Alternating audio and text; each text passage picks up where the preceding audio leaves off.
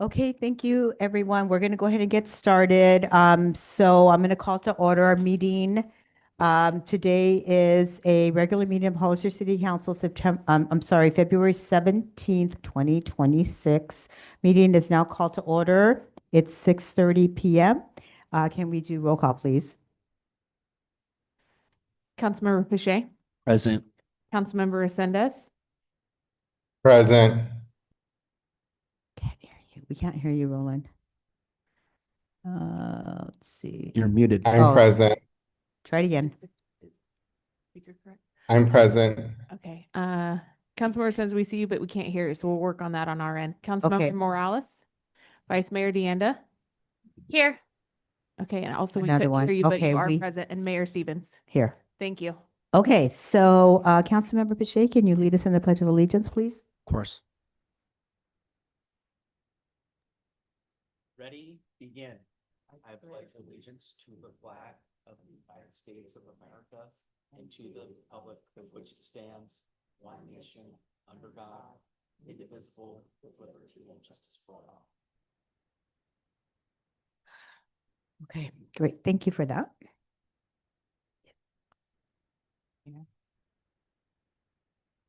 Okay, so we're going to move into public input. So this is the time for anyone in the audience, virtual or in person, to speak on any item that is not on the agenda and within the subject matter jurisdiction of the council. Speaker cards are available in the lobby and should be completed and given to the city clerk before speaking. When the city clerk calls your name, please come to the podium, state your name and city for our records, speak to the council. And if you're joining us via Zoom, please click at the bottom of your screen to raise your hand. If you're on your cell phone and on Zoom, then press *9. Each speaker will be limited to 3 minutes with a maximum of 30 minutes per subject. Please note that state law prohibits the city council from discussing or taking any action on any item not on the agenda. City Clerk, do we have any comments for in this section? Yes, we do. Our first speaker is Mia Casey, to be followed by Neil. Okay, thank you.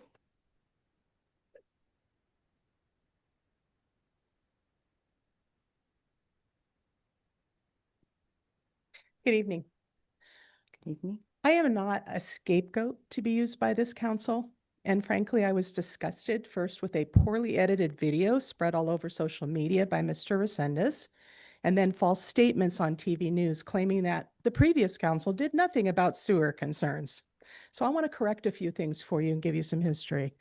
The claim that taxes were wasted on the sewer, no taxpayer dollars are used on sewer upgrades. Money comes from sewer enterprise funds, which are funded by developer fees, not taxes. Also, this continued false narrative regarding a sewer plant being doubled in size to build more housing is absolutely untrue. The sewer plant opened in 2008. It was designed to process up to 8 million gallons per day. It has 4 bioreactors. Each one can do 1 million gallons a day. In 2008, the state certified the plant to operate with a capacity limit of 4 million gallons per day. And guess what? That limit is still in place. In 2016, 2 of those bioreactors were replaced. They have a lifespan of 8 to 15 years. The last 2 were supposed to be done in 2020, but then the pandemic happened. By 2023, those last 2 units were beyond their lifespan, and replacing them was crucial.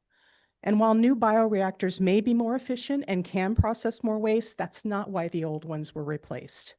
If your tires are worn out, you don't wait for a blowout. You replace them. No one wanted to see a bioreactor fail and cause a sewage spill, except perhaps Mr. Resendez, who voted against taking care of our sewer equipment.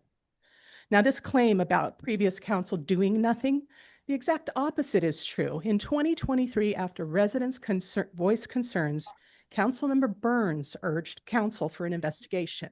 The council hired a consultant, and from that review, we authorized a number of improvements.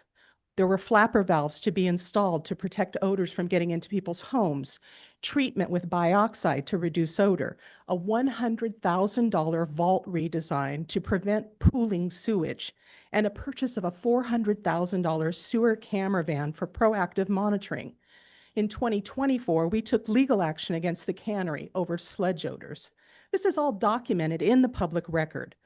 The current sewer issue is about lack of maintenance and equipment failure, not housing, not increased sewage flow, and it happened under this council's watch. So just own it and deal with it. The continuous blaming of previous council must stop. The lies about sewer expansion must stop, and the politicizing and lying on the dais, that needs to stop too. That kind of unprofessional behavior undermines public trust. Thank you for your time. Appreciate it. Okay, thank you, Ms. Casey. Do we have another speaker on this? Yes, item? our next Okay, speaker is Neil, to be followed by Chris Pito. okay, thank you. Sorry, I lost my notes, but I can sort of do it from memory, although the exact terminology won't be correct. My comments are from the builders or people who need permits that was at a meeting times ago. I'd like to see if there was, I'd like to know, obviously not right now, but I'd like to know if there was ever a study on that one person who was asking for a permit for the lighting requirements that she was asked to make for the school. And if that's ever been required of any other person who's applied for a permit. And I've dealt with the permitting department before. I had a leach line on a large piece of property installed. And whoever installed it, installed the leach line uphill. And the permit people came out and passed it, approved it. And so I went out and before they covered it up, and I saw if the water would flow, and it didn't. It flowed back towards the septic tank. And so I asked the permitters to come back out and please relook at the situation. They're like, oh yeah, we made a mistake. And I go, well, the mistake you made was you didn't do a flow test. And if you want to have sewer leach line where water needs to flow downhill, it can't just fill up a leach line and have it backing into your septic tank. I'd like to see Four Leaf receive a massive review by the new city manager or whatever. In my view, they should be on probation, if not fired immediately. They've been a thorn in everybody's side for at least the entire time that they've been here. So obviously I know that's not going to happen, but I would like to see a serious review, especially with the new manager in town. We'll have a fresh face. Have at it. Thanks. Thank you, Neil. Next, do we have another? Okay, Thank you. Our next speaker is Chris Pito. And Mr. Pito, we are having some trouble with the camera for the timer, but we'll keep an eye on the time for you.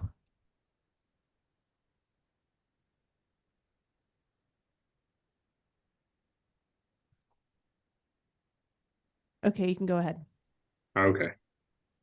I'd like to thank the mayor, members of the council, and staff for giving me the opportunity to speak tonight regarding the southwest corner of Reykjavik and Fourth. On February 13, 2026, my team submitted a mixed-use site and architectural review development application, CUP vesting tentative map minor subdivision, along with payments in the amount of $34,749 to the city of Hollister.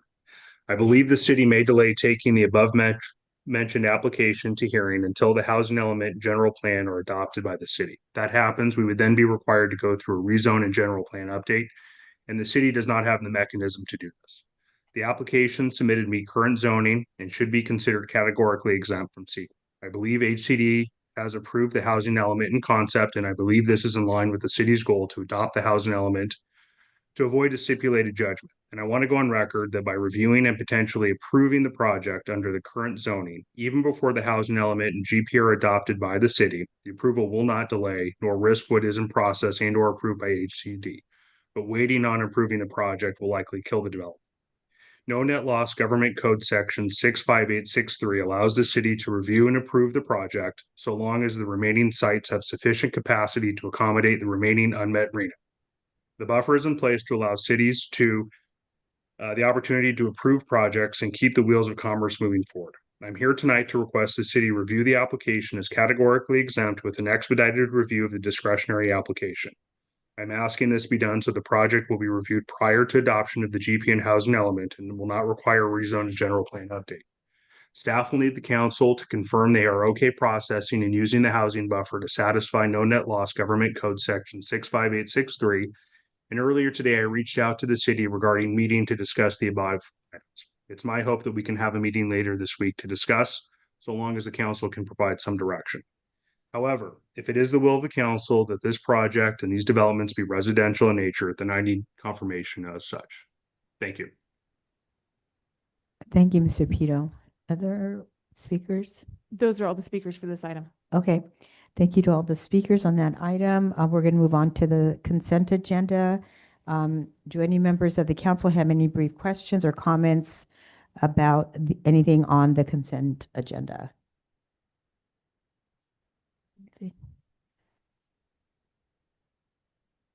Okay, I'm not seeing any, so I'm going to move to public comment. Do we have any public speakers on the consent agenda? There are no public comments for the consent agenda. I will make note really quick in case we forgot it on your script that we will need to do all votes by roll call tonight since we're hybrid. Oh, with our right. council Okay, members. great. Thanks for that reminder. Appreciate it.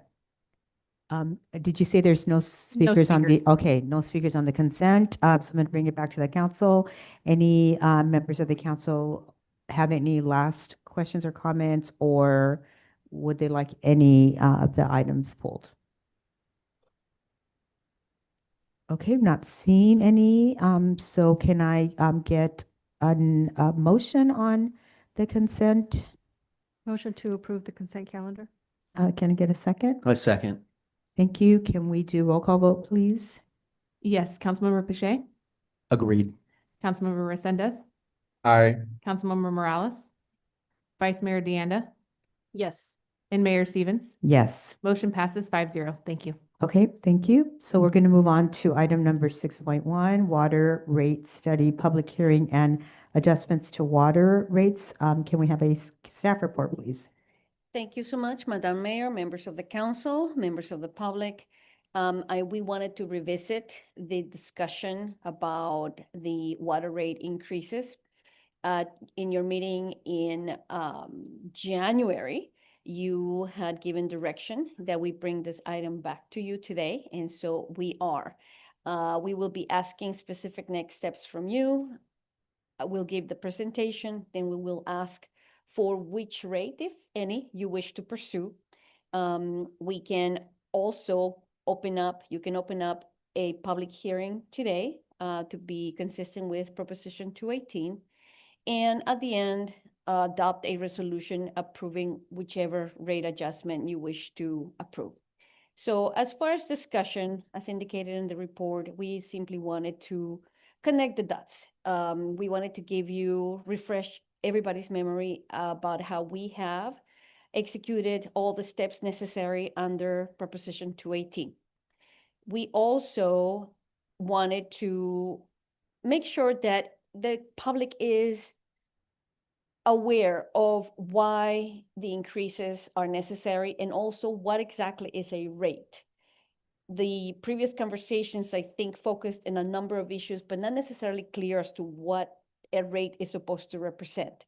So per the report that is included in your packets and it's available to the public, the water utility, like sewer utility, like any enterprise fund, is supposed to be self-funding. It's supposed to bring enough revenues to cover all the expenditures. That's how enterprise funds work. So $1 that goes into an enterprise fund is supposed to fund $1 worth of expenses.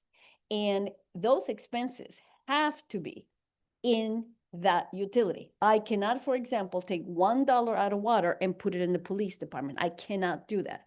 I cannot take $1 from sewer and put it in the fire department. I cannot do that. There are activities that are general fund funded, and there are activities that are enterprise funds, in this case, water.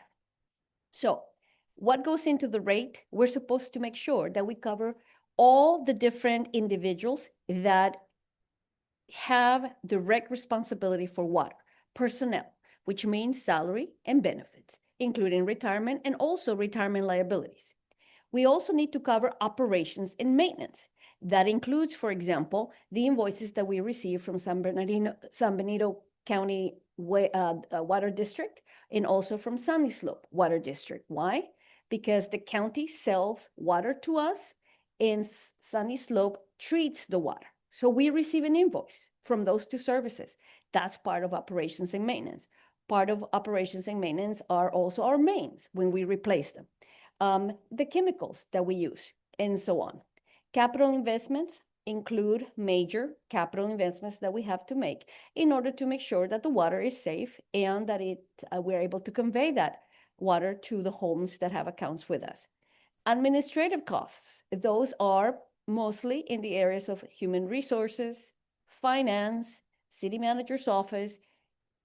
We spend time on the utility and therefore we have an allocation schedule that reflects what legally we're supposed to recover through the utility. And last but not least, we also cover reserves because our own fiscal policy that we have adopted here in the city says that we're supposed to have a reserve. So in an ideal situation, all of those elements would be covered by our rates. That is not the case. So the last conversation that you had on this topic, the consultant gave you two options, alternative 1, alternative 2, alternative 2 was selected. And so that would be an 83% increase on the base rate. So now let me focus on why so high? Why do we have to increase rates? And I have listed, let me start from the beginning, personnel. We have MOUs with our unions that have salary increases. And those salary increases are supposed to come from the rates. We also have liabilities through CalPERS, our retirement partner, that are also supposed to come from that utility for those individuals that work in the utility. So let me be very specific. It's not for everybody. It's for the individuals that work in the utility, both salary and also CalPERS liabilities. As far as operations, we have not adjusted our rates according to inflation. That is just a standard practice that in the future, I hope we can have as a part of our book of fees, where rates and fines and fees increase according to our consumer price index, i.e. inflation. We also have the cost of water. So San Benito County Water District has given us invoices that reflect increases in water. Why? Water is gold in California. Water is expensive. Also Sunny Slope. Why? Because they process our water. The same way that we experience increases in salaries and obligations and chemicals, they too experience that. We also have capital infrastructure needs. As indicated in the report, we have 60,000 linear feet of small diameter cast iron water mains. Those break. We need to do something about it. We have low pressure systems in part of our city. We have excessive water velocities in other parts of our city. And the list goes on all the different deficiencies that we have. This is due to deferred maintenance. And deferred maintenance comes from, yes, a lack of a plan that we have followed, but also the lack of resources. Then we get into administrative costs. The city provides support to all the utilities, in this case, water. This is reflected by our human resources department, by our financial and accounting staff, governance and strategic management, i.e. the council. So many cities, the council costs are also allocated to the utilities. I don't know if that's something that we do or we do not, but we should. And so we also have, as I mentioned before, a policy that 20% of the operating cost is supposed to be in reserves. We don't have reserves for water. Never mind the 20%. We just don't have reserves. So with that, I also want to acknowledge the council's concern about the impact that an 83% increase would have on low-income families. To that, I think that we can expand our current senior assistance program to be available to any low-income families that are part of the CARES program by PG&E. Why? Because PG&E has the resources to evaluate applicants. And once they determine that the family or the individual meets all the criteria, then we can take that same information to then provide a discount. What we are promoting is a 25% discount, which is what we currently have for our seniors. So we're talking about an expansion of that program to any family or individual that is part of the care program, PG&E's care program. So as we move forward, we would like to do further analysis of our rates. We appreciate the work that our consultant has done for us. It's a lot of heavy lifting that there's no way we could have done ourselves, but there are certain types of analysis that we must do ourselves. So we would like to, for example, look on how we can actually implement an equitable industrial, commercial, residential, low-income water rate structure. So the city has a commercial program, but not really. So what I found is that the council did approve it some years ago, but we didn't quite implement it. We sort of did. I actually have two bills that began to give you a sense. So one is residential, one is commercial, and I'll pass it in a second. We also need to have better tracking mechanisms. So for example, the current rates do not include costs associated with engineering, but we know that engineers do spend time on this utility. And so what do we need to put in place to make sure that we capture those hours? Water prices. So the same way that we want to scrutinize our water rates, we want to do the same for our partners. And they are government entities. So this is something we do in government. We're transparent. We put information out. So we would like to scrutinize the San Benito County Water District and Sunny Slopes Water District rates. We like to understand how they arrive to those rates. And finally, we would like to actually redesign the water bill itself so that we can show the costs that we control and those that we do not. For example, San Benito County Water District, we don't control the rates, and yet nothing in the bills shows that expenditure. So I think that in the spirit of transparency and accountability, it will be important to break out some of these costs so our community understands what costs come from us in our operations versus those of our partners. And because of 218, our partners, just like us, we should be able to explain how we arrive to our rates. So with that said, let's go into the fiscal impact. The water fund has been running a deficit. In the last fiscal year, it was 1.5.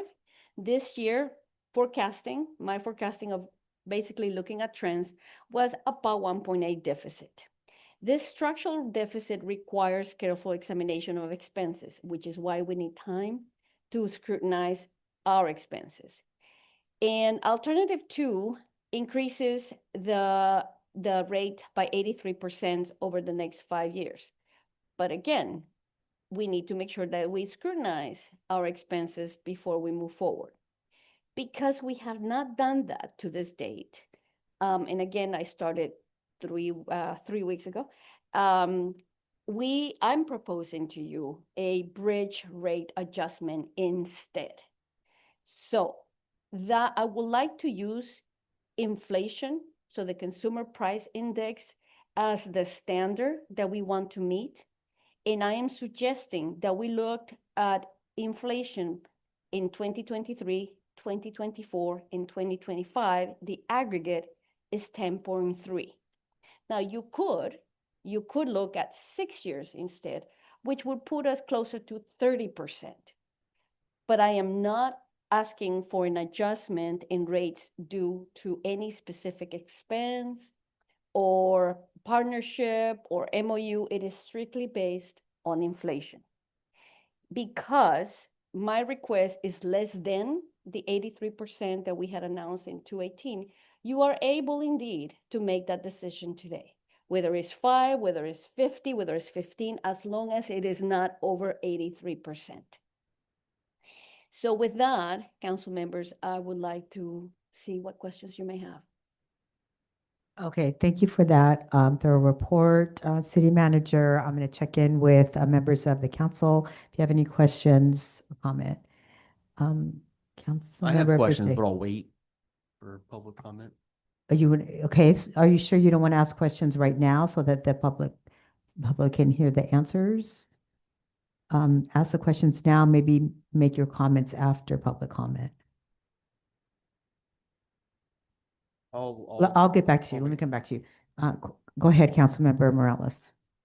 Anna, thank you so much for that thorough explanation and really reflection on the water rates. And I think it was very helpful to our community to really hear the thought process. My questions are, what are the timelines? So we know that we have repairs, there's a lot of elements that are not incorporated. In terms of timelines for the completion of your analysis, what are we looking, and what are we looking for? I think the concern is we're already several years behind. If we do a 10 or 15 or even a 5%, we're still, that only compounds, right, the difference. So over time, especially when there's going to be needs for reparations.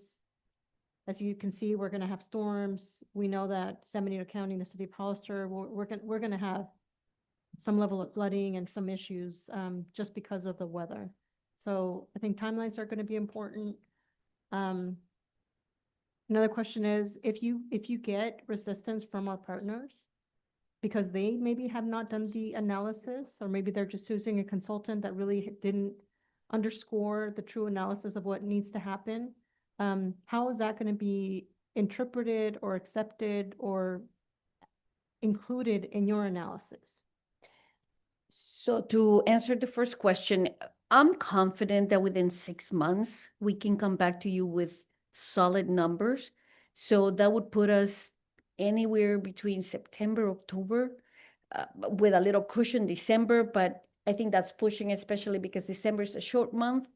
November is a short month too. So we would shoot for September, October, or sooner. I mean, the reality is that if we can allocate the couple people to really do nothing but rates, I would say in a period of 2 to 3 weeks, we could be done. The trick is finding that time. So I'm confident saying in the fall. Now, as far as our partners, I go back, we are all government agencies. We all have to follow 218. The same math we use, they should be using that math. And it is public information. Again, government, we like the sunshine. There are no dark alleys where we conduct business. So it is not a high or controversial request, in my opinion. And if it were to be, then we'll have to cross that bridge when we get there. But all of this information should be public. Hear you loud and clear. I'm happy to hear that. So I'm going to ask this. I do have confidence in you doing this in 6 months. However, how are we going to balance the competing priorities like our financials, financial audits and budget timelines and staffing? So, Councilwoman, we are pleased to announce that we have hired a finance director who will be beginning in March. And one of the many reasons why we think that this is a great hire is because of her experience with audits. She used to work for a private firm that would audit government, and she also has a decade of experience working for government agencies. So I expect Ms. O'Connell to really grab the bull by the horns on this one and be the go-to person for everything that is audit related. The other big priority, of course, is the budget. And with the staff that has already been putting a lot of time on the budget, we would be okay from that regard. The real challenge will be finding at least one person in public works and one person in finance that together, so a team of 3, where we can literally set up a war room in that office, in that conference room right there, where we do nothing but crunch numbers for a long period. It's not being distracted by phone, by email. It's just being focused on what we're doing. 3 people, we can do the work. I'm confident. One person would take longer, but if 3 folks are 100% focused on this, we can produce the documentation. Okay, thank you. Let me check with our two council members participating via Zoom. Councilmember Resendez or Vice Mayor Deonda, any questions? Yes, Mayor Stevens. Okay, go ahead, Councilmember. Thank you, Mayor Stevens. Thank you, City Manager Cortez, for all of your hard work on this item and the very thorough explanation. Hold on a second, Councilmember. Can we make that louder? Can we get that a little bit louder? It's not very loud on our end. Let me see if we can get a little bit louder. I can talk louder if you'd like. No? Okay. Okay, go ahead. Go ahead. We're gonna just try to make. I just want to say thank you, City Manager Cortez. Thank you, Mayor Stevens, for your hard work on this item. Thank you for the very thorough explanation. If we were to, let's say, advance the 30% that you had spoke about, how soon can we implement the low income program that you're also speaking about? I would imagine it wouldn't take very much time, especially since the program of PG&E is already in existence. Councilman, the reality is that we wouldn't put the rate in place unless we were ready to serve our low-income residents. So as far as a domino effect, we would start with making sure that our program is ready to go before the rates kick in. Wonderful. And in terms of timeline, let's say if we follow the 218 process and whatnot, that obviously we have to do, let's say that the council gives direction for the 30% to cover the inflation tonight. What does that timeline look like as far as rolling out and final adoption for the bridge up until that thorough analysis done in the fall? Madam Clerk, let me check with you. If the council adopts a rate today, how quickly can it be in effect? I believe the plan is for it to go into effect on March 16th because that is when the next billing cycle for the utility bills starts. So rather than having a utility billing cycle that covers two different rates, that way it can go into effect when the new one starts in 29 days-ish? So council members, sounds like March 16 would be when we could practically move forward. Having said that, I think that there's an educational component. We cannot surprise the community. It would take us, we need to prepare for a communications plan that is bilingual, that is targeted, and to make sure that the community knows that this is happening. We will have surprises. That's just the nature of the beast. But to the degree that we can mitigate it, that would be smart. So even if we had to wait another month, just to make sure that the community is aware. And and part of that communication plan, City Manager, I would imagine would be possibly putting some inserts into the water bills to notify the senior citizens and the low-income residents that this is an option for them to get 25% off as long as they can prove that they're part of the care program with PG&E. Yes, yes, sir. That would be low-hanging fruit, quite frankly. And then we need to use social media and other means. Very well. Those are my questions. Thank you, Mayor Okay, Stevens. thank you. Thank you, Councilmember. Vice Mayor, any questions?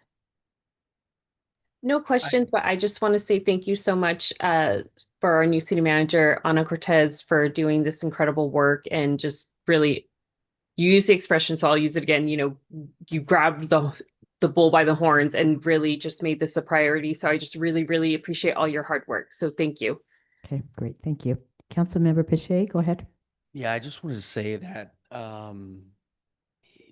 it's important that we absolutely do something. We are behind by 8 years in any kind of rate alteration. We're behind on the consumer price index increases.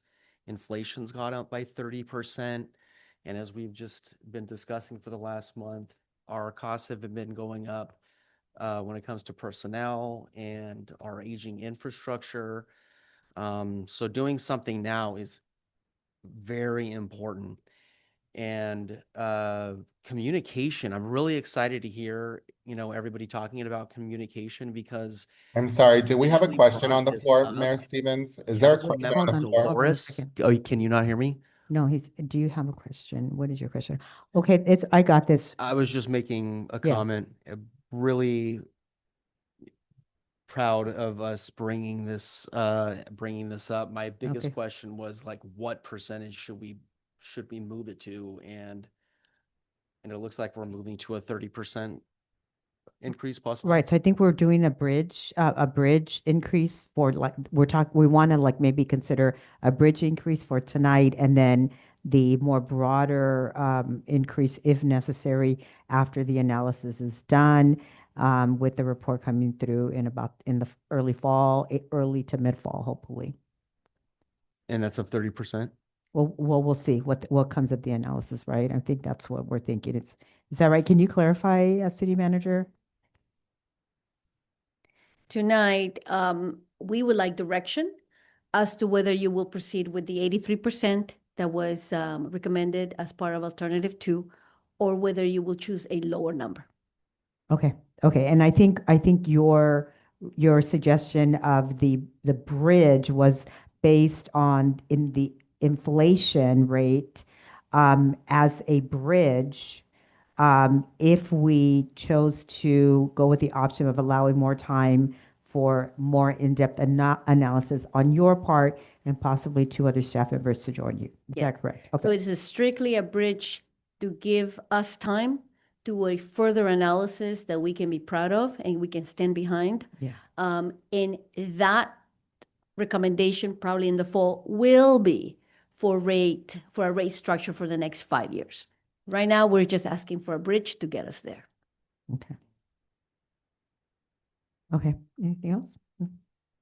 Okay, so I'm gonna check in with you on a couple of things. Thank you so much, by the way, for the suggestion. This is a clearly very difficult topic whenever we are asking the public to pay more on anything, even though it could very well be justified. It's still very difficult, and we want to make sure that we are doing it very thoughtfully, carefully. So thank you so much for all of your ideas. I wanted to revisit a couple things that you said, that you talked about. So the bill redesign. So tell me what would go into that. Would that be part of your analysis, some of the research behind that? Are we going to go with some designs that you have in mind? Yeah. Okay. One residential bill and one commercial bill. What you will see is that there is no description of what the rate is about. It only says water base rate or sewer, whereas residential, it says residential, whereas commercial is commercial. I would like to be able to be more transparent with our users, with our utility ratepayers, so that, for example, they can see how much we're paying the county water district for the water that we purchase. The community should be able to see how much we pay Sandy Slope for treatment of that water. So those are 2 expenses that I think it's important for folks to understand. And that's not our expense.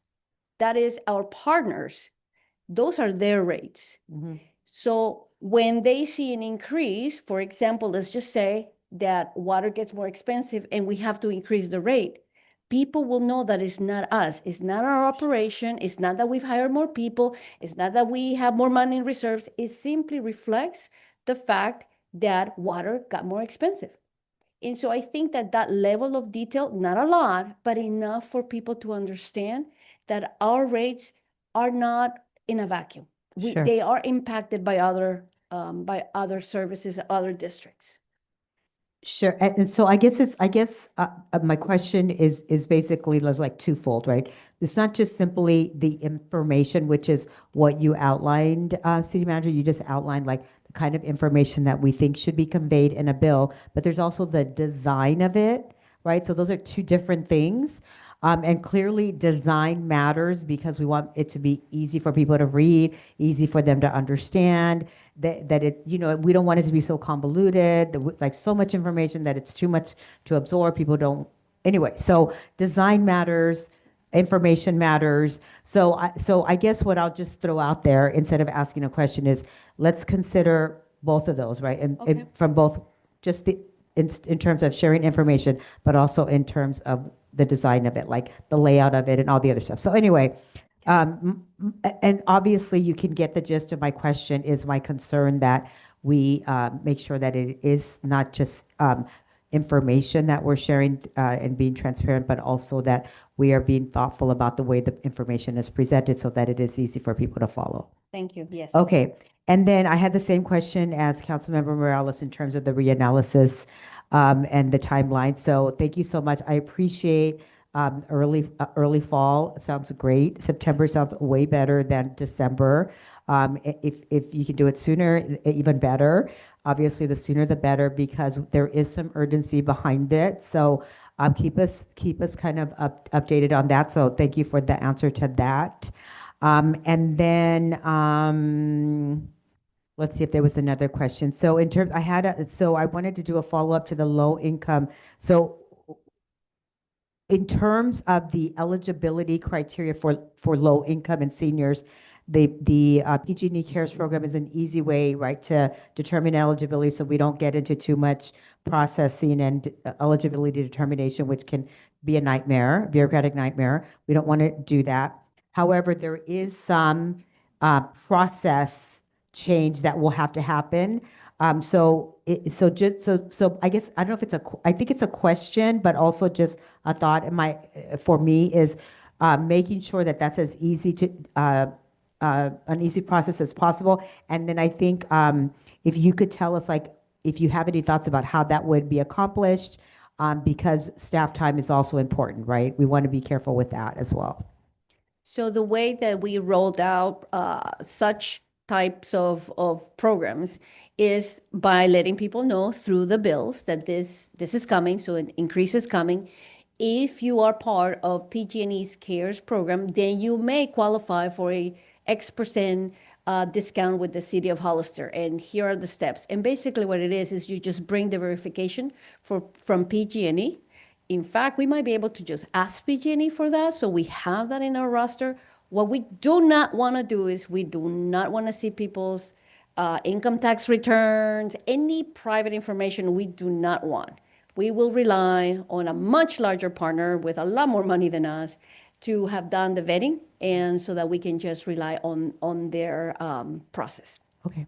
Okay. And again, I think we still need to be super specific about it, because when you ask people to bring something, then we can like literally have a line out the door of people just bringing it, or it could just be like you attach it to your bill, or it could be you upload it somewhere, or it could be some other way to do that. And then also, does that count for 6 months? Does that count for a year? Do you have to prove it every time you have a bill? So let's just be really thoughtful about that, so that it's also easy for people to understand, and so that people don't feel like there's going to be a time when then they miss some eligibility because of misunderstanding about the determination. So let's think about that as well as we move forward. Okay, I'm going to stop there.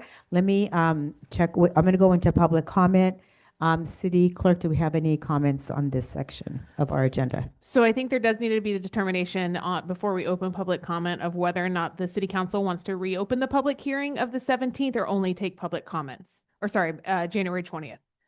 So that's the city council did close the public hearing on January 20th. So you would need to determine whether or not you wanted to reopen it first. Just a reminder. Well, I mean, I don't know if I need to do that or not. I think most importantly, I just want to make sure that the public has an opportunity to chime in. So whether it's through a public hearing or is it through public comment, I think either way is fine. Okay. So what? I guess I just need to know, Stevens. what should we do? So I'll just remind city council. So for the Prop 218 public hearing on January 20th, the protest process that went forward, there would have to be 3,644 valid protests received, and we only received 281. So I just want to repeat that from the public hearing of January 20th. If you just want to open public comment, I can go ahead and do that. I just wanted to clarify, since that was a potential action on the agenda item. Mayor Stevens. Go can I ahead, clarify my Councilmember. question? Thank you. Just so we're clear about what you're saying, City Clerk, because we could potentially open public hearing now as a continuance from the last meeting, and we could set a rate now, or we could just take public comment and not do that. Are those the two options you're proposing? So I think it's, if you want to reopen that public hearing process, which had previously been closed. We have printed protest forms if we wanted to open that public hearing. We have those prepared. I do have 2 public comments that were submitted for tonight.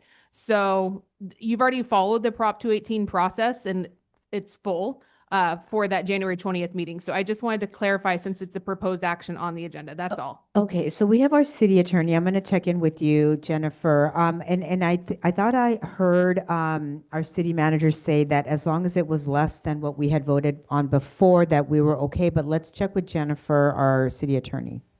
Yeah, so the difference between either opening public comment or opening the public hearing is that if you reopen the public hearing, citizens can submit protests like they did previous to the previous public hearing. If you open just public comment, they can of course comment to you, but they wouldn't be allowed to submit an official protest. So that would be the difference between choosing one or the other. Mayor Does that- Stevens, can I ask a follow-up question? Go ahead, Councilman. And then what does that timeline look like, Ms. Thompson? Is it going to happen tonight? Is it going to happen before next city council meeting?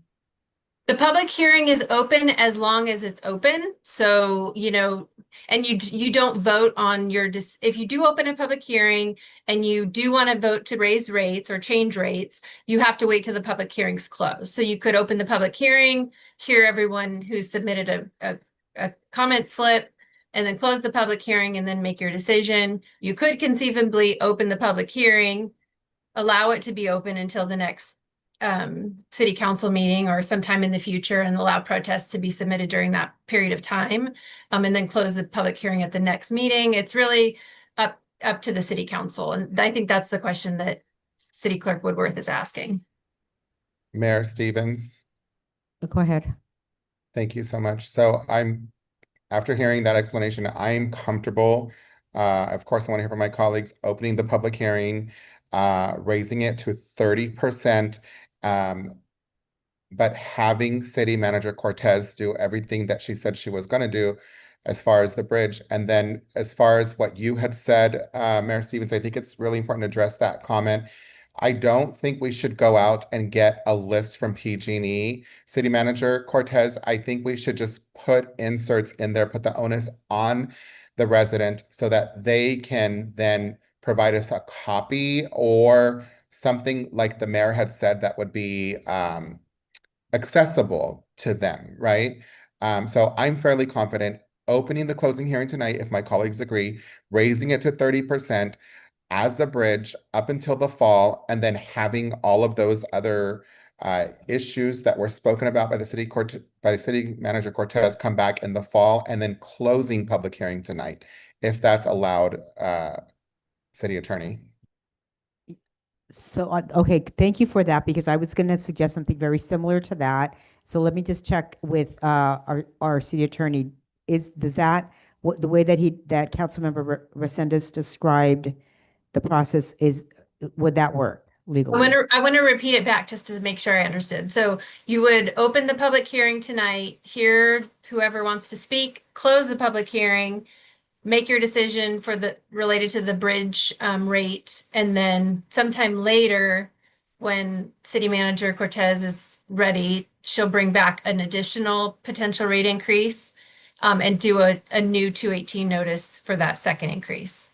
Yeah, Is That's correct. And Okay, yes, and then I that think would that we be- would know then whether that was necessary based on the conclusions from her analysis, right? We would know Mhm. more after she did the analysis. Yeah. So Right, that, okay. yeah.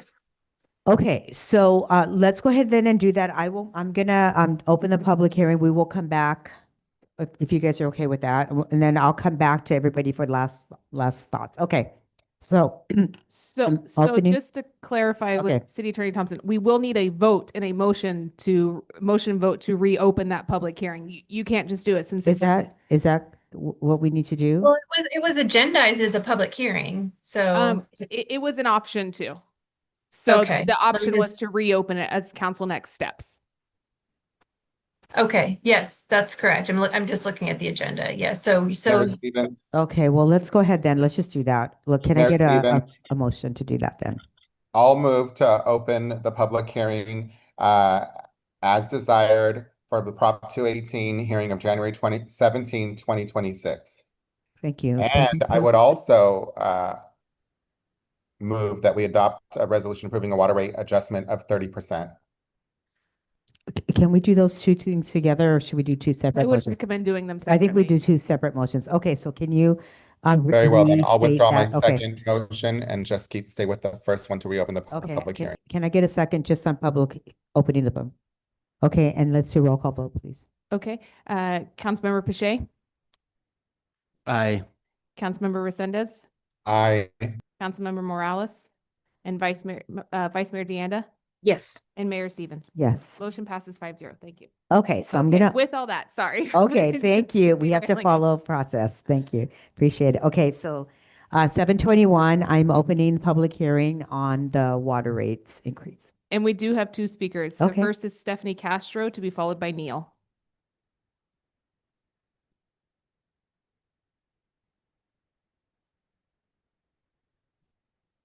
Thank you, Council, for hearing me speak on this matter. Some of what I'm going to say has to do with the last meeting where they gave recommendations and had the whole presentation. So hearing this new information, I'm a lot happier with a 30% increase. But I would like you to also consider that our drinking water is now contaminated with hexavalent chromium, I believe it's called. I don't know if you knew that, but we just received a letter in the mail that our drinking water is contaminated with this. It says there is a pilot treatment program that is being done with Sunny Slope County Water District. I'm not sure what pilot program means, but that doesn't sound too accommodating. So I just want you to also take that into consideration when you're going to raise our rates, considering that our drinking water is contaminated. Also, the sewage treatment plant is not operating properly and causing a tremendous smell in the area. I think that needs to be addressed as well before our rates are raised. Regarding the last meeting, there was an analysis presented and they proposed rates to be more competitive with Morgan Hill and Gilroy. However, I believe that that is a lopsided argument. Morgan Hill has a affluent area, is more affluent and has a business-friendly city, and they can provide clean drinking water to their residents. Gilroy is another business-friendly city that can provide for its residents with clean drinking water because they have the funds to do so through flourishing business revenue and taxes. Another reason is we shouldn't be penalized for conserving water. If we're conserving water, that's a good thing. And we shouldn't be penalized for it because we're not using more water. Therefore, you need to raise our rates. Many residents have put in turf as opposed to grass and drought-tolerant plants. I'm not sure if this is a new building requirement, but that needs to be taken into consideration when raising our rates. I'm not sure if lawn is even an option anymore. And we're using less water as a result, but it shouldn't be held against us. The city water is an older community with older houses and an older generation of residents who may be on a fixed income. I'm happy that you'll be considering giving them a discount, as well as low-income people giving them a discount. That makes me thankful and I'm happy to hear that, but I don't think we should have comparable rates that of Sunny Slope Water or San Bernardino County Water District. Thank you for your time. Thank you, Ms. Castro. Our next speaker is Neil.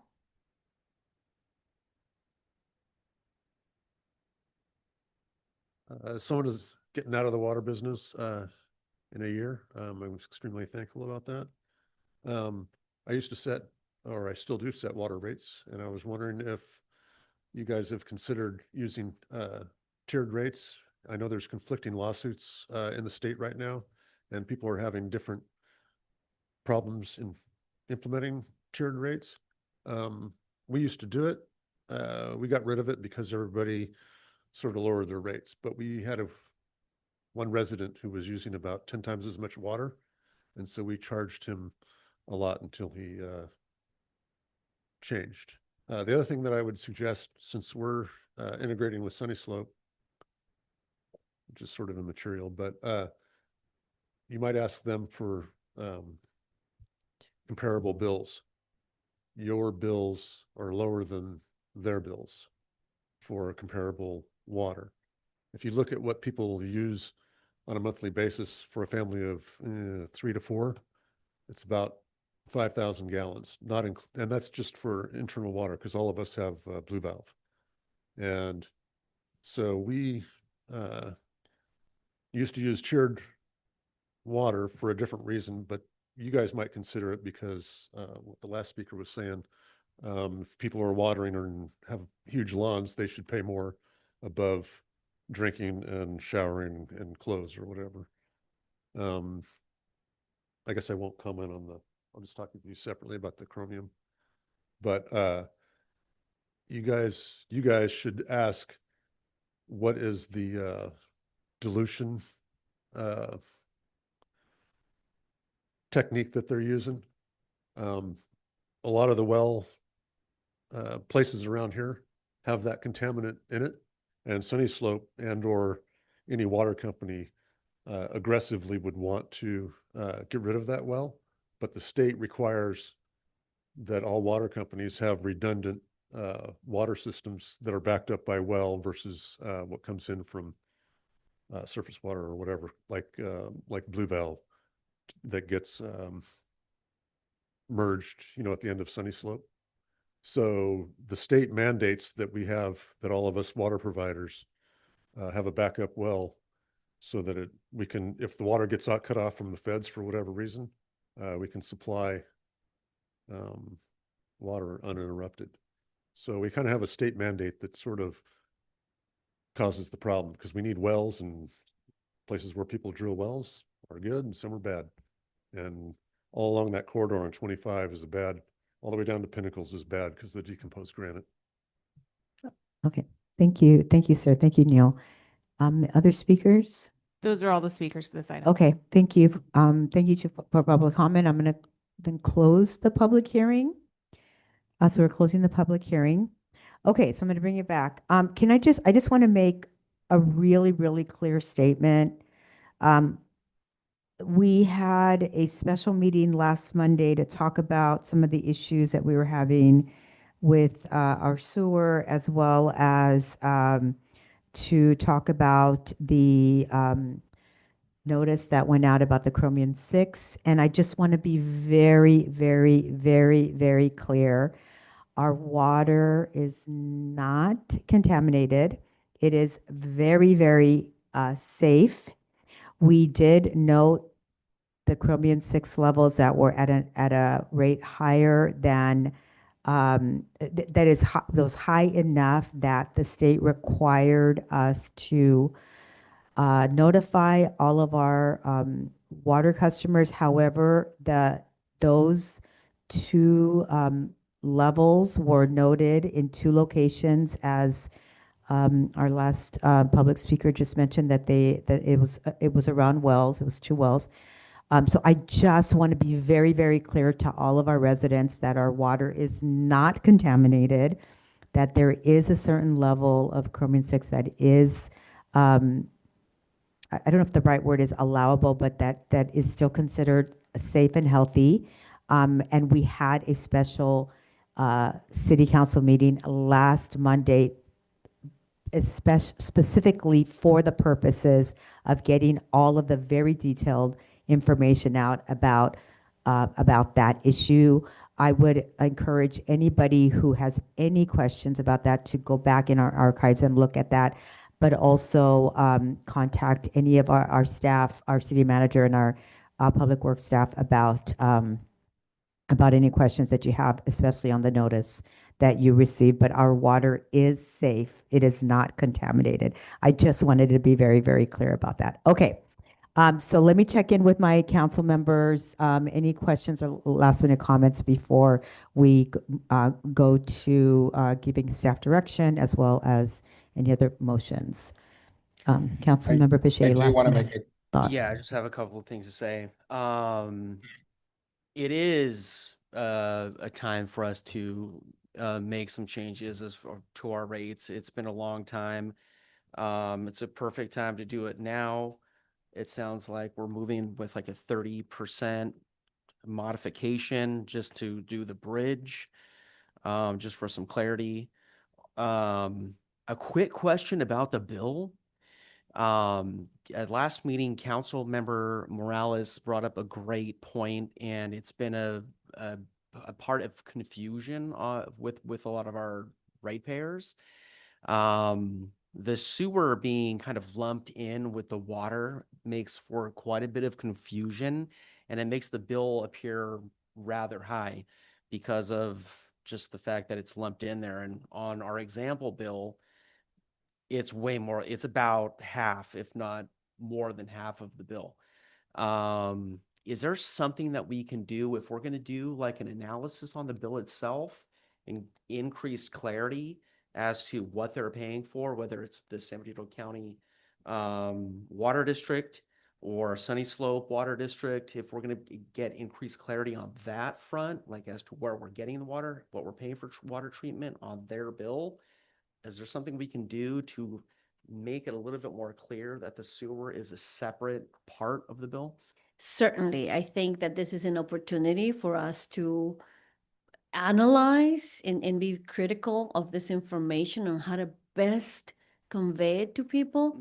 You know, some of it is formatting. Maybe we use different colors for the utility. Maybe we should more graphs. We should do a bilingual bill.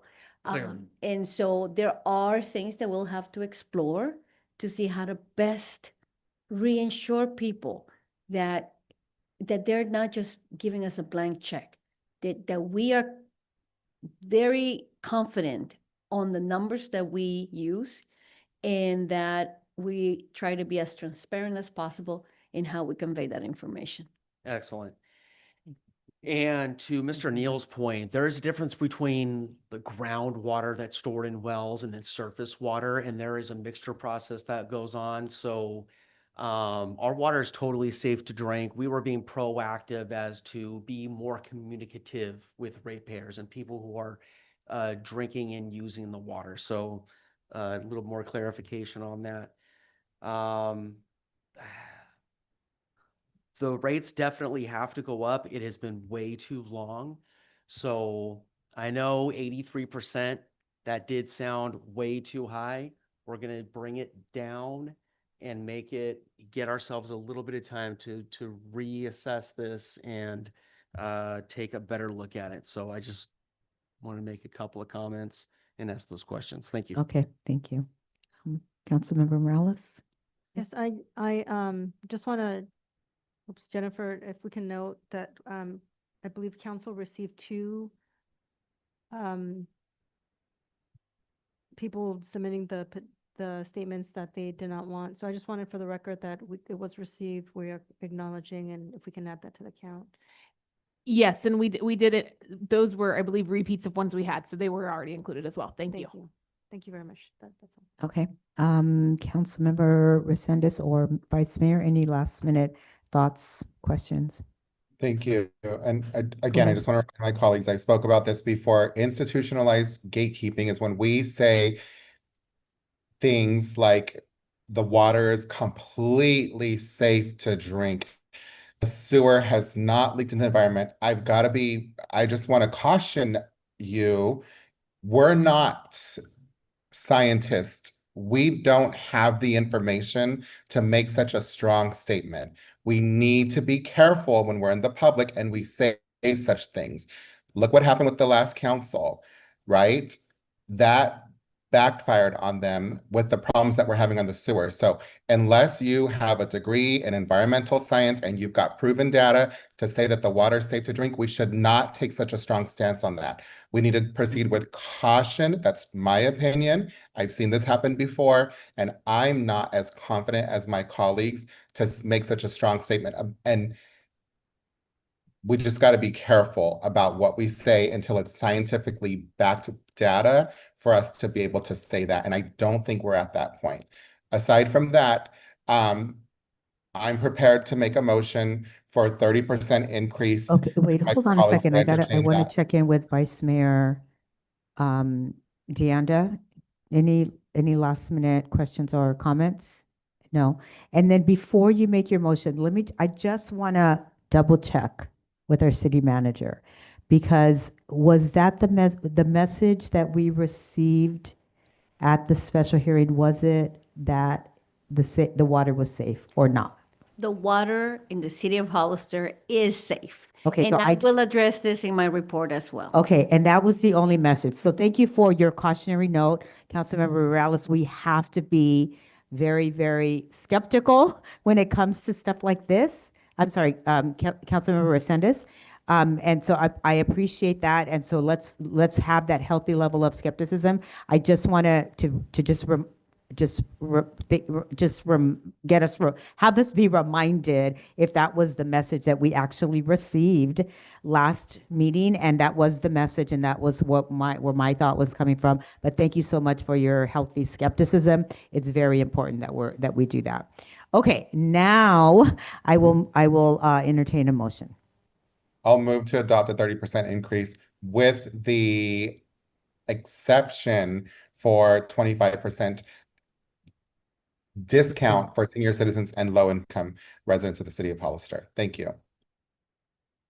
And let me just get really, really specific on that. It's really those that qualify for the CARES program, right? So we want to make that the caveat. Okay. CARES through PG&E. I'm happy Okay. to add that to my motion, Mayor Stevens. Okay, Thank you. thank you. And then can I get a second on that? A second. A roll call vote, please. Can I just clarify? Because Councilmember Resendez, when you started to make the motion the first time, you mentioned the bridge rate as well. Is this only the 30% and not including the bridge rate, or is it both, as you mentioned earlier? In my understanding, the 30% is the bridge rate. Oh, okay. I thought it was 10.3. Okay, my apologies. Okay. We I think moved that from 10.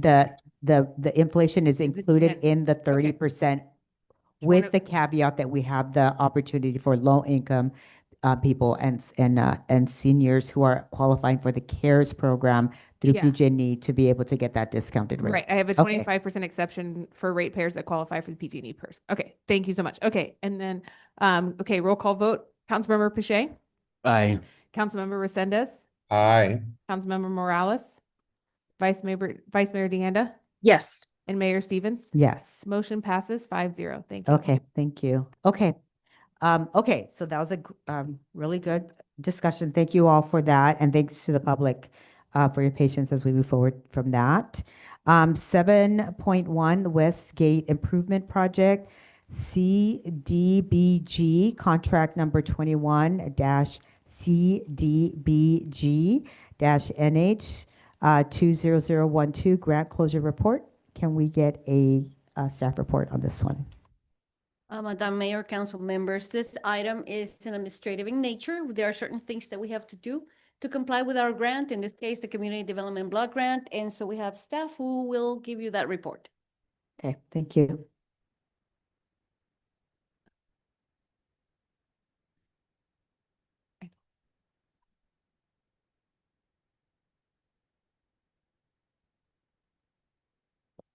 Good evening, Mayor and Council. This is exactly it. This is a project that the city applied and received a CDBG grant for. So that supplements part of the funding for this project. I just wanted to give a quick little overview. This is the roundabout that's currently under construction.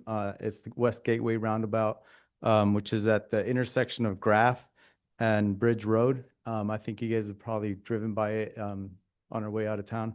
So we have somebody, we actually have our representatives from Adam Ashby that will be providing the presentation, and this is a necessary step to achieve grant closure. So I'll pass it over to our representative here.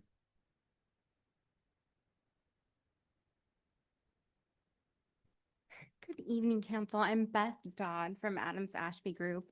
Part of the requirement of the grant is that we have to have a public hearing at the end to discuss the benefits of the award. Back in 2021, the city of Hollister applied for $3 million and was awarded to do the improvements at West Gateway. We just completed, well, it's still finishing, but we've completed the funded portion of the project. So now we just have to come back and allow the city to have comment if they have it, and then talk about any ideas that you might have for the future or any questions you might have about community development block grants. We have to mention that the entire city benefited, but it was specifically for 4,653 beneficiaries that were cited in the application, and all funds were expended. So if you have any questions, I'm here to answer. Okay, questions? Questions? Oh, did you have a question, Councilor? I do have a quick question. Okay, go ahead. So at that roundabout, I know all roundabouts are not created equal. They have different amount of traffic that puts through them, and there's a certain amount of just surface area that is available to put a roundabout in. My question is really just around the apron of that particular roundabout. Are there any modifications that can be made to it, or is it totally done and there's no modifications that can be made to any portion of that West Gateway, 4th and Graph? So we are we've just completed phase 2 of 3. So this last phase is really the final alignment of the roundabout. So there's some median islands that are going to get constructed as part of this alignment. So the finished product is going to be a lot easier. To answer your question, as part of the 3rd phase, you'll get the drivability portion of it. So that's why we still have a controlled full stop kind of roundabout in place right now. Okay, so some minor modifications can be made to it? We are still in the process of making those modifications. So as Okay. part of phase 3, we will add the median islands that'll kind of adjust the traffic movement through the roundabout. Okay, thank you. Okay, Councilmember Morales, go ahead. Yeah, no, I was actually hoping for like more information, data, pictures. Is there any way we can get something maybe sent to us? I think so I mean, I looked at the report, right? It talks about, it looks like boilerplate language in the program description, removal of existing traffic signal equipment, installation of roundabout, streetlight. But is there, I mean, other than visiting the site, is there a way we can get pictures of like what is done with the intent? Was there any data? Is there data in terms of improvements, safety, beautification, animals? Like, are we protecting? I mean, like, is there anything else that you can share with us? Yeah, so this project encompasses all of that. So this is to improve pedestrian, bicycle, and vehicular flow of traffic. One thing that we are going to do is at the conclusion of this project, we're going to have a project roundup, and at that moment, we will come to you guys and present on the actual project. So this specific visit to council is just for the purpose of the grant closure. So as far as diving into the project and giving you the full scope of the project, I'd be glad to answer questions as they stand right now. But once we have the full picture and the fully constructed roundabout, we will bring it back to council for a presentation. If I could add, Councilwoman, Madam Mayor, members of the council, I think that, well, we weren't here when the proposal was submitted for CDBG, but clearly you could look at it as a transportation project, but it's not. It really is a beautification process. I mean, this is a wonderful new asset that we have in a part of town that also calls for additional measures. There's a couple businesses around this roundabout that we will have to have some conversations with code enforcement, because now that this is improved, we want to make sure that there's a domino effect. Similarly, that when in a court, one person paints their house, next thing you know, somebody else paints, then the next person gardens, and so on. So we want this to be the beginning of a story, not the end. And yes, indeed, when we are done with phase 3, I mean, frankly, this will be a wonderful photo opportunity. I don't think that the city does enough to promote the good work that we do. And in this case, this is one of those projects. It is comprehensive. So I guess maybe just recommendation, if you're open to it, I think when you have staff reports, if there isn't the presentation attached, and sometimes it isn't, and we don't know whether we're gonna see something or not. Maybe if you can add the ledge files or staff reports that were previously associated with what you're gonna present, because then we can review the application. We can look to see what was recommended, what is being proposed, what is actually being done, is the project on task? Can we, if you're saying we can make recommendations, how do we do that when we don't have the information, again, other than visiting? But without pictures, without the story, without some context to, the proposal, the status and the outcome, and any type of data. I think that's really nice, city manager, that there's some issues right around that. So that's helpful. But again, how do we provide, so I think I'm looking at is we're not here to check a box. I'm not here to check a box, right? We're here to provide meaningful input to a project that's $3 million that should benefit the city of Hollister. I think absent that, it's really hard to kind of provide anything other than, we're checking a box. And to me, that does not feel right. And I would like to see improvements moving forward. Okay, thank you for that.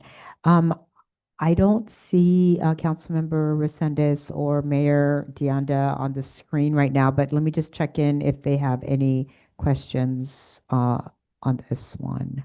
Thank you. I do, Mayor Stevens. Okay, Can go you hear ahead, me? Councilmember Resendez. Okay, so in terms of first off, thank you, Public Works Director. In terms of pedestrian safety on Graph, and crossing, I think it's called San Juan Hollister Road, but we call it 4th Street.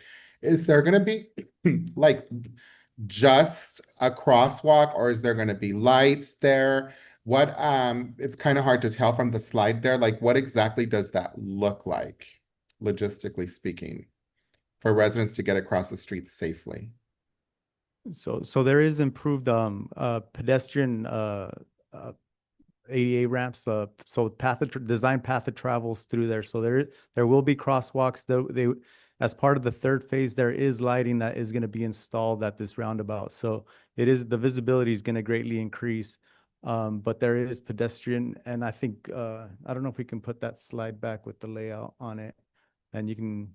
So you see the two designated pedestrian crossings there on I guess it would be the east side and the north side of the roundabout. So that's to promote pedestrian traffic.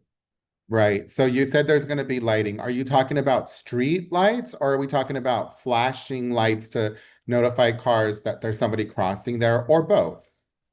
I'd have to, the engineer, the engineer that's managing this project is not here right now, so I'm stepping in. I don't know. I can't confirm the rapid flashing beacons. I do know that there's improved street lighting, so there is 3 street lights that are going to go and be installed at this location. Thank you, and I appreciate that. It's always been a really dark area, but I am concerned about us not having flashing yellow lights. So I would just suggest, if my colleagues would entertain, for us to see if we can implement that in the last phase. If it's not already included, I don't remember, then if we can possibly bring back a budget request or something to ensure that we have extra added measures there for pedestrian safety. I'm not real comfortable with just having the streetlights and not having actual flashing lights to slow cars down and notify them that pedestrians are crossing. It's just in particular on the 4th Street, San Juan Road. We can look into that. So could I ask, Council? Hold on a sec. Okay, do you have anything else, Councilmember Resendez? That's all. Thank you, Mayor. Okay, thank you. Vice Mayor Deonda, any questions you have? Okay, go ahead, Councilmember Boucher. My question is for Councilmember Resendez. Are you talking about flashing lights on a sign when they press a button and it alerts motorists, or are you talking about them in the road? Because there are 2 different times, like when on 4th Street by the courthouse, when you press a button, it flashes inside the road. And then on Lad Lane, it flashes on a sign. Are you talking about one or the other or both?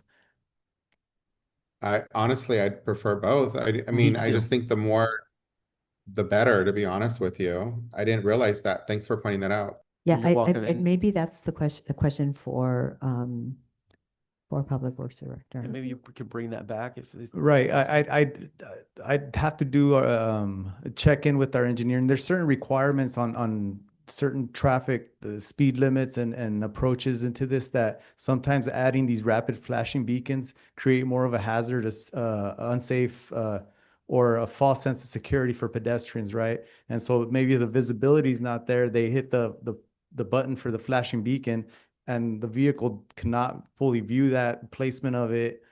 Maybe the speeds are too fast through the area. In some cases, they create the opposite. So that's something we'll definitely look into, though. Okay, thank you for that. Okay, I have no questions, so I'm gonna check if we have any public speakers on this item. There are no public speakers for this Okay, item. okay, so on this item, we're just receiving the information, right? There is nothing for us to decide or anything, but obviously there are some concerns related to some of the information conveyed to the council, as well as some safety concerns for pedestrians. So maybe just can take that into consideration as you move forward. Right? I mean, I think that's where we're at, right? And let me check with our city manager. And we don't have anything else to do on this item, right? That is correct. Okay, okay, okay. Thank you, Mr. Hernandez. Thank you, Ms. Dawn. I believe, thank you. Thank you. Okay, we're going to move on then to our next item, 7.2, discussion on whether to bring back an ordinance amending section 02.04.050. It's basically around about meetings. These meetings are date and our time and place of these meetings. So let me check with our city manager. Staff report, please. Madam Mayor, members of the council, members of the public, you had previously entertained whether or not to change your meeting, your regular meetings, from the first and third Monday of the month to the second and fourth Monday of the month. You had instructed staff to report on any barriers, any issues or conflicts if we were to change those times. The one conflict that we have identified is with our city attorney. So her firm would not be able to provide an attorney on the second and fourth Mondays of the month due to commitments with other cities. Obviously, they provide the same services they provide for us as far as attending council meetings. So as far as barriers, that would be the main barrier for changing the meetings from the first and third to the second and fourth. Other than that, management team, we discussed it. We are here to serve the council, so we have no objections, no problems with that. However, missing our legal counsel is significant. Okay, okay, thank you. Any questions from the council? Council member, okay. Okay, so I'm going to go to a public comment. Do we have any speakers on this one? No speakers for this item. Okay, so I'm bringing it back. Okay, so clearly that information about our legal representation is a big barrier. We oftentimes need them to be available to us. So I think that is a big barrier. So I'm not sure whether that is a deal breaker. I think for me, it probably is. I don't know if there's any other way around it. We would need to have some, and I'm going to check in with Councilmember Morales, what your thoughts are, having heard that piece of information. No, I heard it. I know that we need legal counsel. I think we just need to also, at some point, talk about our legal services in general, as not only a budgetary item, but in terms of a services item. So Sure. I'm still going to request the council to consider it, because it is important Okay. for me. Okay, sure. Okay, great. Yeah, okay, so let me check in with our two members on Zoom. Any questions or comments on this? Okay. So did I already ask for public? Okay, so I'm going to then just, I don't know, do we ask for a motion on this one? What do we do on this one, city manager? Let me check. Yes, indeed, if you want to make the motion about changing the times, Okay, you can. okay. There'll be a It will first, there'll be a entertain a second, motion. and then you. Okay. Okay, thank you. Mayor So Stevens, I will Mayor entertain a Stevens, motion on this one. Mayor Stevens, can I Go just ahead, get clarity Councilmember from Moore. legal counsel? It's a discussion item. I don't believe it needs a motion. I think the mayor can simply move on if she felt like, Yeah, I think it, but I can I do hear from think that, legal really quick, Mayor, so that's okay? It's a Well, discussion. staff needs agenda some is a discussion. direction one way or Okay. the other, okay, and doing that by a motion is the cleanest. yeah, and I agree. And then, so let's just do that. Let's entertain a motion and then we know how to proceed. So I'll entertain a motion.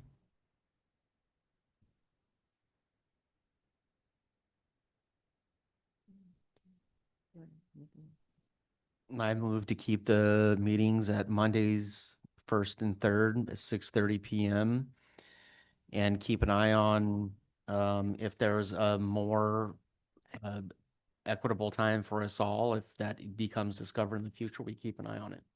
I don't think we need a motion if we're going to keep the meetings as is. Do we need a motion to keep them? We don't need it to keep it. Okay, so what we need a motion on is if we make a change. Okay, so I'm gonna, do you want to make a motion? Okay, go ahead. I make a motion to consider bringing back an ordinance to amend the meeting for municipal code regarding the time and place of the city council meeting. Okay, can I get a second on that?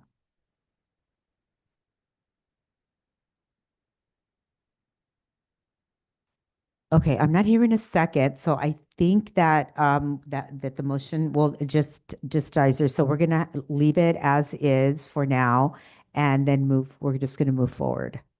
Okay, so we're gonna move on then to the next item, which is the committee assignments. So this is a time for council members to make any give any updates or reports on any ad hoc standing committees or any other reports. So let me check in with council members. Let me check in with Councilmember Pache. Anything to report? Santa Cruz, Monterey, and San Benito counties, the Association of Monterey Bay Area Governments was not held last week, but I do want to, we didn't have quorum. So I just want to remind people that the Draft 2050 transportation program, the Draft EIR, is available for public review. So take a look at that. If you have people who take public transportation, you might want to go through the San Benito County portion of it. You might want to go through the Santa Cruz County portion of it because it will definitely affect you. And if you have people who do use public transportation, you might want to take a look at that because it has to do with how people get around when it comes to public transportation. Okay, thank you for that. Councilmember Morales, anything to report? I just a friendly reminder about the senior council. I don't know if we assigned somebody to it.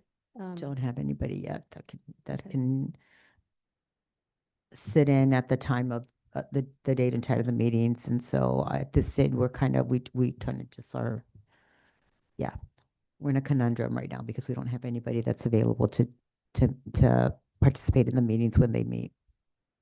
And I have no reports for integrated waste management or 3CE yet. We'll be meeting meeting soon.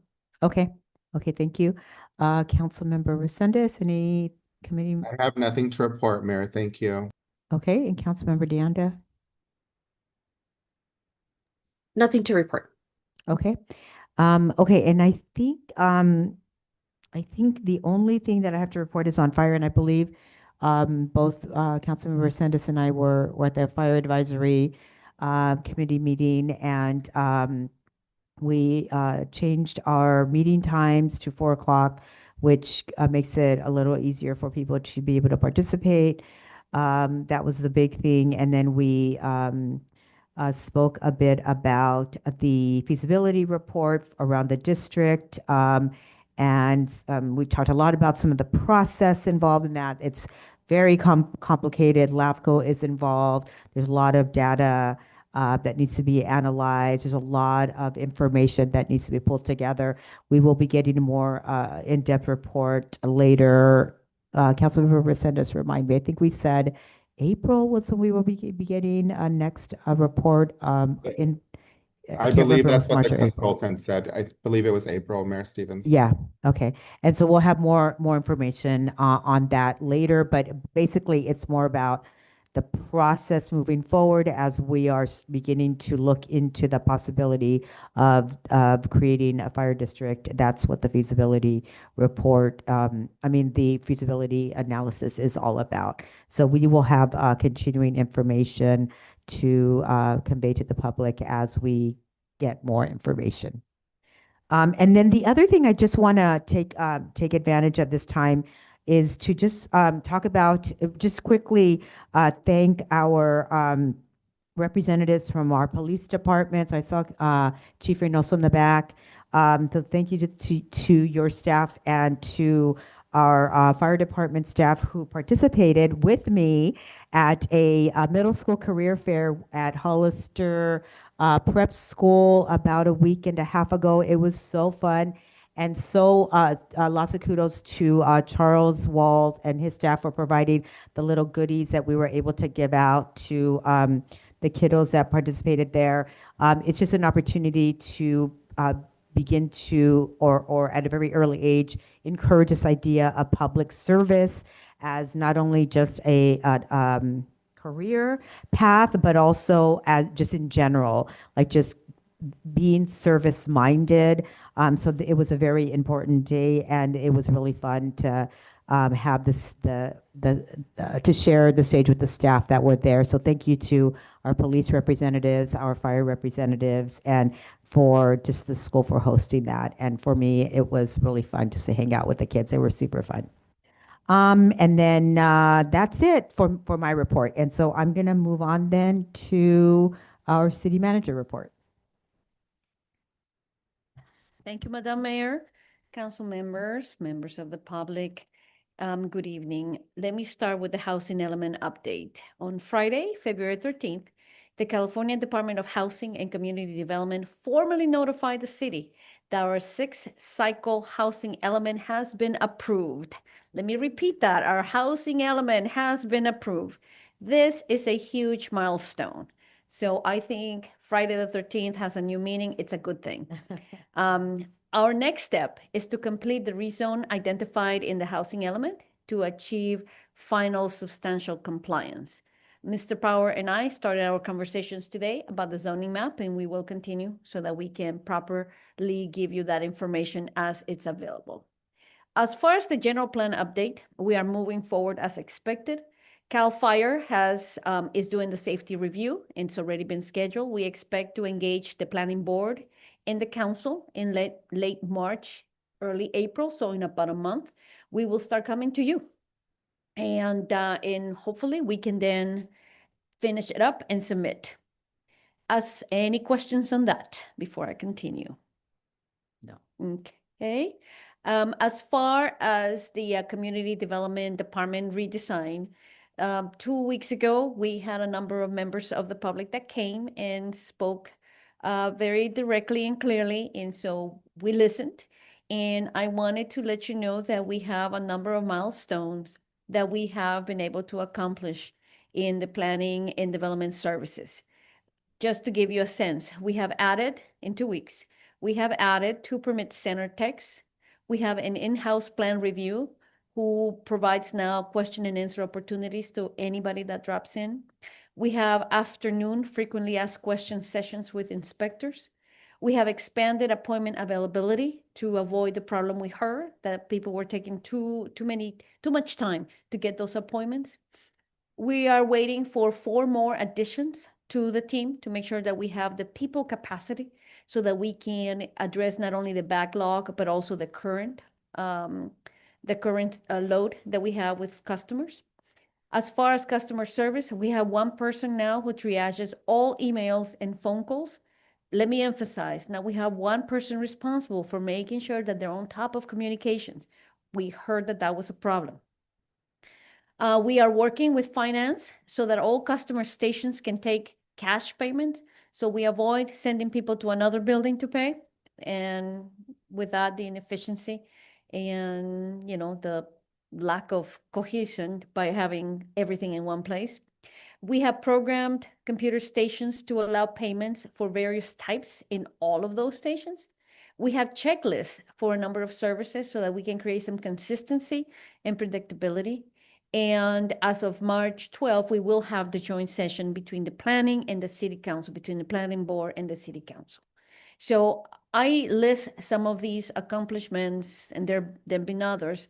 For example, we did have an all-hands meeting right here in this conference room where all the directors and relevant staff discussed ways in which we can create a better experience for our customers.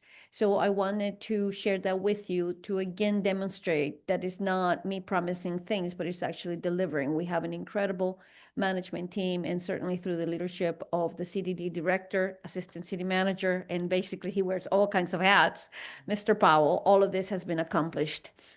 So we are listening. We are listening and we're doing something about it. As far as the San Benito High School District matter, we sent our formal response to the district regarding the notice of default and dispute resolution dated January 12th.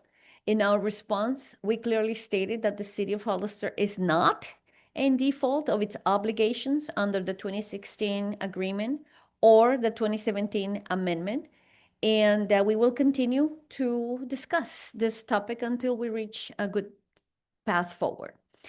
As far as water quality, enough said, the water is safe. But I will share with you an experience that I had this weekend as I was trying to get coffee in that place that is very crowded by Ace Hardware. I forget the name. So there's a water sale place there. And as we were sitting, talking to friends who have visited, I continue to see people coming and coming and coming. So I had to ask, why are you doing this? And what I was told three times that I asked is because in Hollister, water isn't safe to drink. And I asked, are you in the city of Hollister or are you outside? I was told, no, we are inside. So clearly, and today we heard it again, clearly there's an educational component that is our burden. We are the ones responsible for ensuring that the community knows that water is safe to drink. Now, I understand that there are parts in the county where that is not the case. We need to educate the public so that they know about the quality of water depending on where they live. So I just wanted to share that with you. As far as a police update, the Hollister Police Department successfully executed an out-of-state arrest warrant issued by the state of Pennsylvania or the Commonwealth of Pennsylvania. And that was through our use of flock safety license plate readers.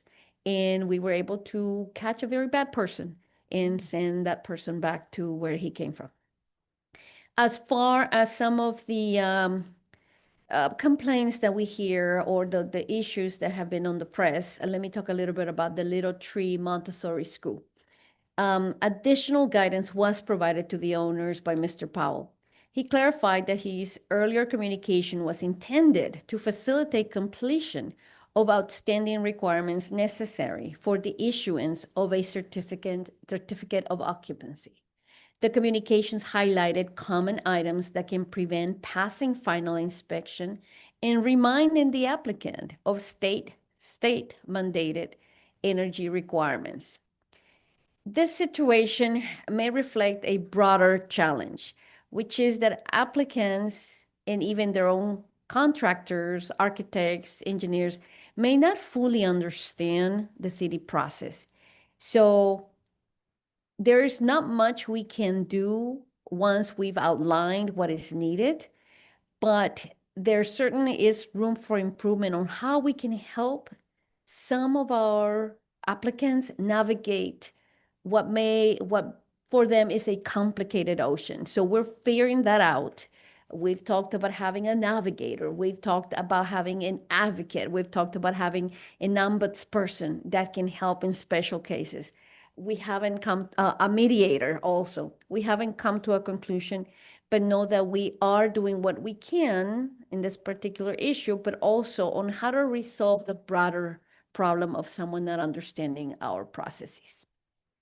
As far as KB home disturbances, we have a path forward with residents who have informed us of excessive noise, dust, and other nuisances around the construction site. The city engineer has sent communication, and we are in the process of closely monitoring the site. I talked to one of the individuals who has been more vocal about this problem, and we have a plan. He will notify me when the violations are taking place, and we will put in place whatever consequences need to be put in place. We have had the conversation with the contractor, so they've been told, they've been put on notice. However, I understand that as late as this past Saturday, we had issues. So we will continue to stay on top of that. San Benito Water District. As you know, a letter was sent to all of you indicating that they had concerns about the availability of recycled water. So the response is that the city continues to manage its recycled water facilities in a manner that is consistent with applicable regulatory requirements and long-term operational objectives. As part of this ongoing effort, the city has been implementing planned operational maintenance and system improvements intended to support consistent performance and regulatory compliance. In other words, we get it, we're taking care of it. We are, of course, in conversations with the district to make sure that everybody's on the same page. Amazon Community Partnership. We will be in contact with our liaison with Amazon to make sure that the ongoing partnership that we have for support of various priorities continues to be in place. Mr. Powell is fully aware of those previous conversations, and we will be in contact to make sure that this year is no different than previous years. As far as the 4th of July rally, we have scheduled planning meetings. There's one coming on March 4th at 4 o'clock. I think there was a change. And then they will be monthly after that. We want to make sure that we plan for this event, and, very excited about the possibility of making it even bigger than what it's been. We will be collecting some performance measures for this event. So for example, when we did our visit of the sewer plant, it occurred to us that we can see the levels of treatment on that weekend, and that will give us a pretty good sense of how many people come into town. I mean, sewer is like the best way of measuring, actually. So we will be doing that. Yeah. Department presentations. We know that a police department presentation regarding records management will be in the agenda coming up. And then I added today that a CDBG Westgate project that we will be bringing back to you more information about the project with pictures or videos, something that where you can actually see the project. And also we will emphasize information on pedestrian safety. So the main part of my report now is, per your request, you wanted a periodic update on our sewer treatment plant, specifically because of the smell. So if you would please indulge me, what I've done for this report is I actually wrote it as a FAQ with the idea of what would a member of the community want to know. They don't want to know the specifics about the filter or the pump or this. They want to know the following. Why does it smell so bad? Here's the answer. The odor issues are the result of operational and structural failures that accumulated over time. For example, excess of debris in the raw sewage caused plugging, resulting in releases to a holding pond designed for short-term only. For example, diapers. If you flush a diaper, it impacts the system. The screening process occurs too late in the treatment sequence, reducing effectiveness. So now the conversations with the operator is, let's bring the screening to the front, not to the back end. And it will be done. The aerators failed and the replacement was delayed. We know what happened. We have a maintenance operational plan and greater oversight over those plans. Communication between the operator and the city was ineffective, and key operational steps in 2025 were missed. One of the questions as a follow-up is, at the end of the day, where does the buck stops? And what I want to say is that it stops with the city manager. At the end of the day, operational issues stop with the city manager's office. End of the story. This is not a policy issue. This is 100% an operational issue. So that's where the buck stops moving forward. I and only I will be accountable for the results at the sewer treatment plant. And finally, one of the reasons why this happened was that the city did not monitor the plant or the contractor closely enough. Next question, what type of sewer enters the plant? Is the tomato plant releasing to this treatment plant? The plant treats residential sewer only. Let me repeat that, residential. San Benito Foods do not release to this facility. That release is actually to the facility that is by the animal shelter. That's for industrial. Who operates the plant? Viola operates the plant 24/7.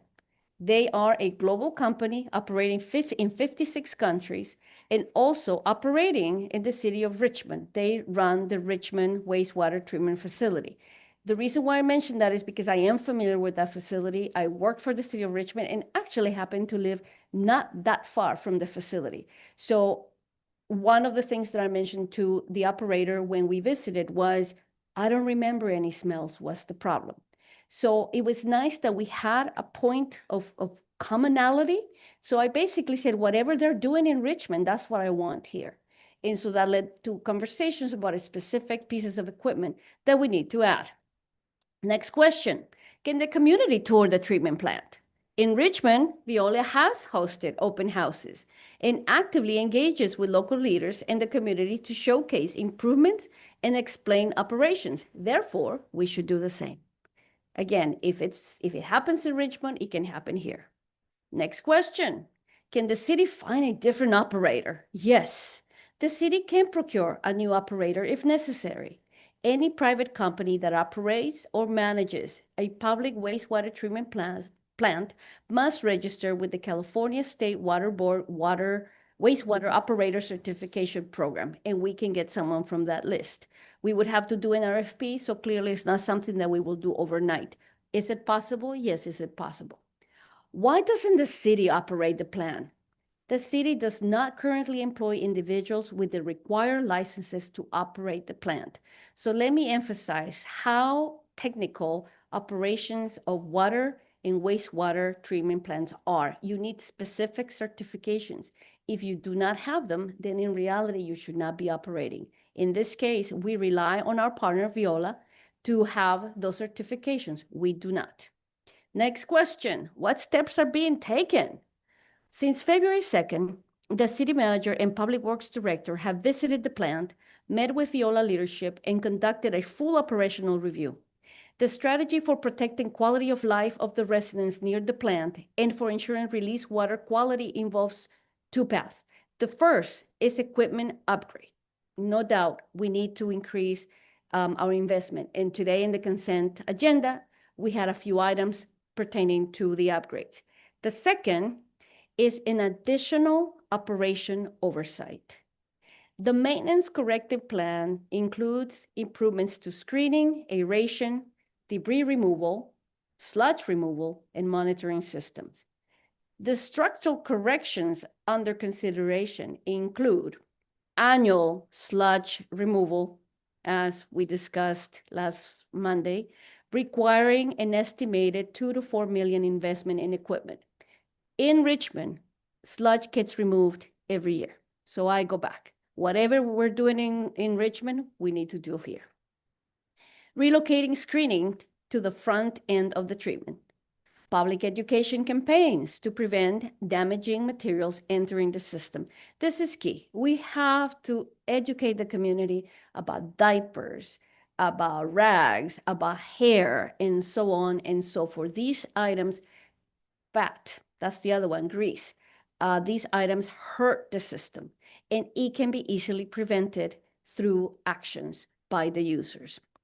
Air quality monitoring equipment is something that we would like to do, and that cost is the responsibility of our partner. Creating redundancies in treatment steps, increasing community transparency, i.e. tours, and a strategic partnership with an entity that can be an extension of the city manager's office when it comes to oversight. Next question, who pays for this? The city is holding the operator accountable for costs that were incurred due to their lack of oversight. Currently, the city's sewer fund has resources that will allow us to cover these maintenance expenditures and future investments. Next question, will there be an increase in sewer rates? No. Let me repeat that. Will there be an increase in sewer rates? No. We estimate a short-term investment anywhere between $3 to $6 million to bring the plant to modern standards that are comparable with best practices. The sewer fund has sufficient reserves to fund necessary upgrades and restructurings. The city is holding Veolia financially responsible for costs incurred due to their inactions. What are we doing to keep people accountable?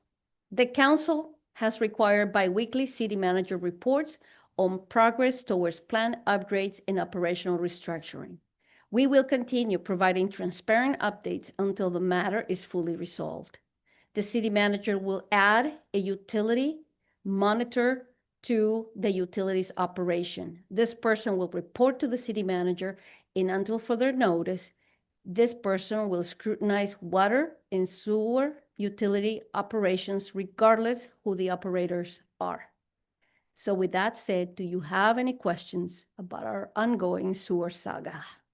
Okay. Or anything else, I'm Or anything assuming else. from your report. Okay, so any questions from anybody? Any questions?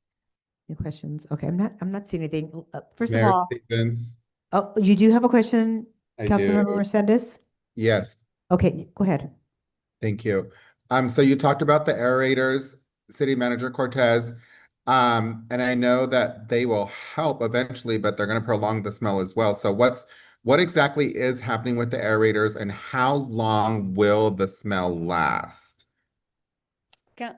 Councilman, so all the steps that we're taking right now to improve the air quality, unfortunately, it's not going to happen overnight. So the timeline that we're looking at is getting as many equipment items that are needed to deal with the odor problem, but also with why we got into the situation.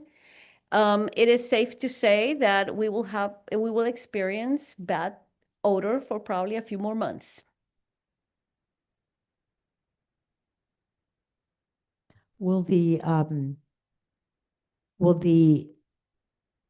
odor level, I guess I don't know if that's the right way to say that, but the intensity of the smell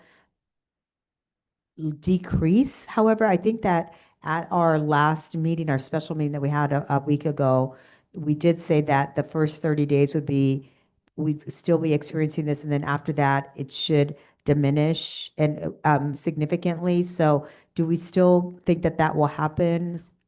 We should see gradual improvement, Madam Mayor. I mean, again, we're making an investment. We are getting equipment. We have to wait in some cases to get equipment. But for example, I think it was the aerators that we actually had gotten them from the Richmond plant. So the one thing with the meeting that we had with Veolia, it was reassuring that they were moving heaven and earth to try to get the equipment that was necessary, even if they had to borrow from another plant. So from that perspective, they're moving fast. But the smell, again, it's not going to go away from one day to another. We should see a gradual improvement. Okay. One more, if I can. Go ahead, Mayor. Councilmember. Thank you. The council was pretty adamant about getting a third-party, non-biased environmental study done. Where are we at with that? As far as testing the air, the soil, the water, just to ensure that again, that this is not harmful to the public, or if it is, I know we talked about that. I'm wondering where we're at with that. Yes, so council member, the same way that we're bringing a utility subject matter expert to be in the city manager's office, we are also procuring a consulting firm that can help us with that. Again, we do not have the expertise, nor frankly, in this case, we are the operators. When it comes to water, we are the operators. When it comes to sewer, Veolia is the operator. So we want to bring a non-biased entity that will provide that reassurance. My goal today, and I heard obviously your comment earlier, is that you will feel comfortable saying that indeed our water is safe, that our sewer operation is not impacting our water. That would be the goal. So working on that as well. Thank you for the reminder. Okay, okay, and thank you for the Sorry. very, oh, go ahead, Council. Vice Mayor, did you Yeah. have a question? I'm sorry. Yeah, I do. Go ahead, go ahead. Thank you, Mayor. So, Anna, is there any plans to review the contract that we have with Viola, just to go over any verbiage, just so we ensure that this does not happen again? Because I believe the contract was August 2010. So Yes, indeed. The Public Works Director has, and his staff, have been looking at the specific language in the contract. And again, this is part of us holding them accountable for some of those costs.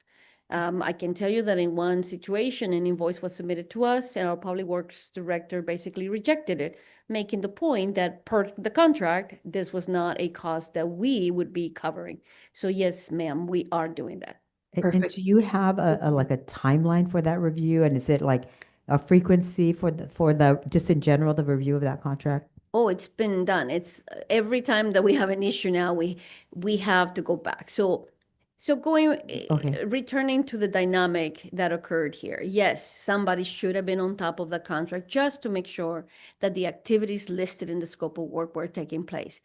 Fine. Now we are on the oops, something happened phase. And so now we have to go back to make sure that as remedies are put in place, that the right entity is paying for them. Okay, and I'm sorry, Vice Mayor Deanna, anything else to add on that? Are you good with that? Yeah, nothing else to add. Thank you. Okay, and here's my only comment, City Manager, is I appreciate that. And I would like for us to move, like I think at a previous meeting, I think it was Councilmember Pache talked about being more proactive, less reactive. So instead of like, we're reacting to this, therefore we're reviewing the contract. So I'm thinking more in terms of